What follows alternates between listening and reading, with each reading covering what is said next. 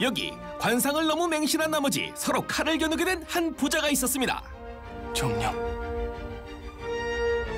소선은 왕이 될 수 없는 얼굴이옵니까? BTV에서만 알려주는 드라마 흥신소의 완소피! 오늘은 왕의 얼굴입니다. 환란 속 조선 중기, 여느 때처럼 광해는 안면 침과 함께 하루를 시작하는데요. 마마, 괜찮으십니까? 마마, 소인을 놀리면 재밌으십니까?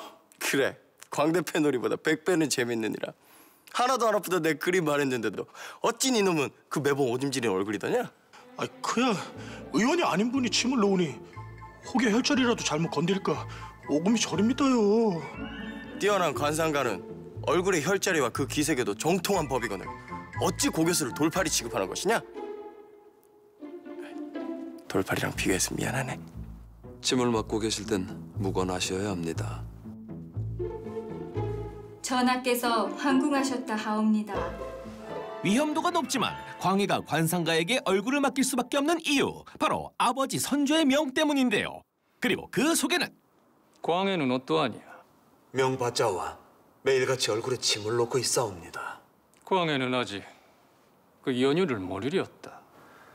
이르다 뿐이옵니까? 한하늘에 2마리의 용은 용납할 수 없는 법. 얼굴에 침을 놓고 부왕을 뜨는 한이 있더라도 그 아이의 얼굴을 바꿔놓거라. 아들의 관상이 바로 자신이 가지지 못한 왕이 될 상이기 때문이었죠. 한편 영특한 광해 역시 평범한 침술이 아님을 깨닫고 관상서를 보며 자신의 의심을 확인하는데요. 노복궁, 이곳이 두툼하고 둥그스름하며 좌우 광골과 균형을 이루면 통솔력이 뛰어나고 신망과 덕을 얻게 된다. 여전히 내 얼굴의 길상을 흉상으로 바꾸고 있다. 아바마마. 결국 아버지의 계략을 눈치챈 광해. 하지만 절망할 틈도 없이 낯선 이들의 방문을 맞이하게 됩니다. 누구냐? 이곳은 아무나 쉽게 들어올 수 있는 곳이 아니다. 여기서 무엇을 찾고 있는 것이냐? 연락도 없이 찾아온 밤손님에게 궁의 법도를 제대로 알려주려던 순간 도적들은 빠른 발재간으로 광해에게서 달아나는데요. 하지만 지엄한 궁궐에서 나가려면 시체로 나가는 것뿐. 광해는 그동안 갈고 닦은 실력 제대로 발휘하며 도적들을 제압합니다. 도대체 이들은 누구의 사주를 받고 겁도 없이 궁에 침범한 걸까요? 도적의 정체가 궁금해진 광해. 급히 옥으로 향했지만 한 발 늦은 것 같네요. 내 무엇을 도적질하려고 했느냐? 금상이 왕의 얼굴이 아님을 증명해줄 그 관상사. 용한 비서를 가지러 왔어. 누가 내 놈을 보냈느냐? 장차 새 하늘을 열 왕께서 조선 백성들을 살리라고 보내셨어. 뭐라? 주상! 헐벗고 굶주린 백성들이 안 보이시오. 조선 땅의 환란이 끊이지 않는 것은 바로 왕이 되어서는 안 될 자가 용상에 앉아있기 때문이오. 용한 비서가 그것을 증명해 줄 것이오. 자신의 콤플렉스를 건드는 말에 분노를 금치 못하던 단숨에 그를 제거하는 선조. 광해는 그 잔인함에 놀라고 맙니다. 그 후 자꾸만 맴도는 도적의 말. 분명 용한 비서라 했다. 용한 비서. 대체 그게 무엇이길래? 그것의 정체를 찾기로 하는데요. 영신아, 날이 밝는 대로 그 도적들을 잡을 것이니 차비해 두거라. 마마께서 무슨 방도로 그 도적을 잡는다는 것이옵니까? 이 말이 정답! 사실 광해도 별다른 방도가 없었죠. 그 순간 도적의 팔에 그려져 있던 5개의 점 표식이 떠오르고 바로 이거다. 그 자들을 잡을 방도. 다음 날 단서를 찾기 위해 저작거리에 나온 광해.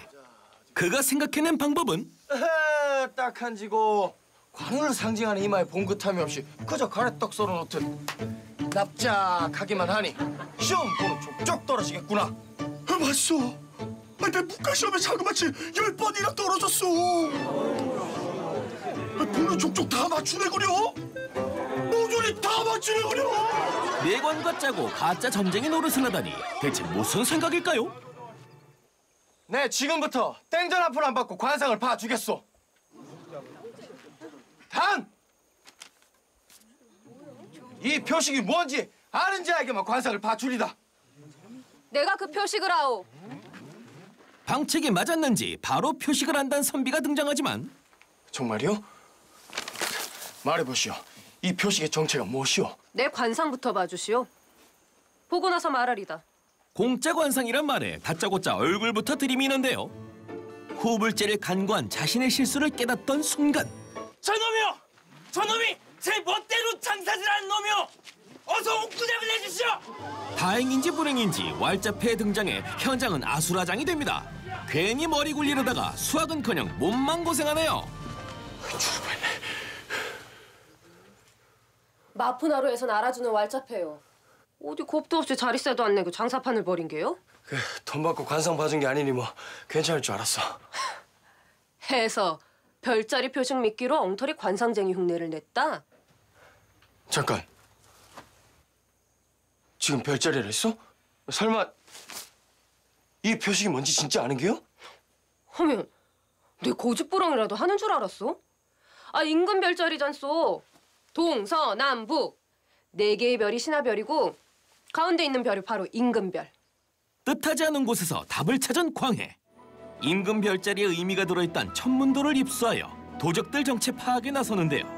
하지만 서책을 읽을수록 그 해석에 머릿속만 복잡해집니다. 임금과 신하, 백성이 모두 똑같은 크기로 공존하는 별자리라. 관상학에 이어 천문학까지 잔뜩 심란해진 광해. 하지만 그것은 시작에 불과했죠. 실수로 서책을 적시게 된 광해는 숨겨져 있던 페이지 한 장을 발견하게 됩니다. 그리고 그 안에 적혀있던 건 천하공물 하사비군, 바로 영모를 뜻하는 글귀였죠. 도적들은 대동한 세상을 꿈꾸고 있던 겁니다. 아니 이것은... 같은 시각 선조 역시 도적들의 정체를 알게 되는데요. 지금 뭐라 했느냐? 서구에 든 도적이 분명 대동계라 했느냐? 예. 내 조금 전 정열입 그자가 왜구들을 물리쳐주는 충신이라 들었는데 바로 그자가 용안비설 노렸단 말이냐? 수백의 장정들을 거느린 그 정열입이 용안비설 노렸다. 이는 영문이라. 중전마마, 하성군은 왕이 돼서는 아니 되는 상이옵니다. 저런 상을 가진 자가 왕이 되면 백성들이 큰 환란을 겪는다 하여 싸웁니다. 용안비서의 예언입니다. 용안비서를 믿으시옵소서, 따르시옵소서. 대군 시절부터 자신을 부정하던 용안비서가 이젠 용상까지 빼앗을 수 있는 존재임을 알게 된 선조. 결국 그는 국보인 용안비서를 직접 불태웁니다. 그리고 왕좌를 위협하는 사람들이라면 모두 잡아 죽이며 광기를 드러내는데요. 점점 광포해진 선조. 결국 아들마저도 잡아들입니다. 내 너를 세자 책봉하지 않는다 하여 내 놈 스스로 임금의 자리에 오르려 하였느냐? 해서 반정을 꾸민 것이다니. 아바마마, 억울합니다. 억울합니다, 아바마마. 이매를 당장 옥에 가두거라. 백성들의 피로 물들어버린 조선 땅. 더 이상 참을 수 없게 된 광해는 아버지를 찾아가는데요. 소자, 아바마마께 답을 듣고자 왔사옵니다. 답이라니? 아바마마께서 두려워하시는 것이 무엇이옵니까? 임금이 두려워할 것은 오직 하늘과 백성뿐이옵니다. 하온데 무엇이 두려워 죄 없는 신하들을 처형하고 그 자식들의 목숨까지 앗아간 것이옵니까? 그깟 관상 따위가 뭐에 그리 두려우십니까?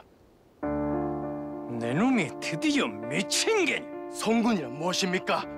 세상 천지에 수많은 백성들을 죽이는 성군도 있습니까? 이미 만백성이 아바마마를 우러러 보고는 무엇이 두려워? 그깟 관상서 따위가 뭐라고 저 많은 백성들을 죽이는 것이옵니까? 내 정녕 죽고 싶은 것이냐? 분노에 휩싸인 선조의 겁박에도 절대 물러서지 않는 광해. 소자를 죽이시고 그 두려움에서 벗어나시옵소서. 선조는 그런 아들의 모습에서 그토록 가지고 싶었던 왕의 얼굴을 느끼는데요. 용안 비서를 불태우며 가라앉혔던 열등감이 다시 올라오게 된 선조는 결국 보좌관의 정을 끊어버립니다.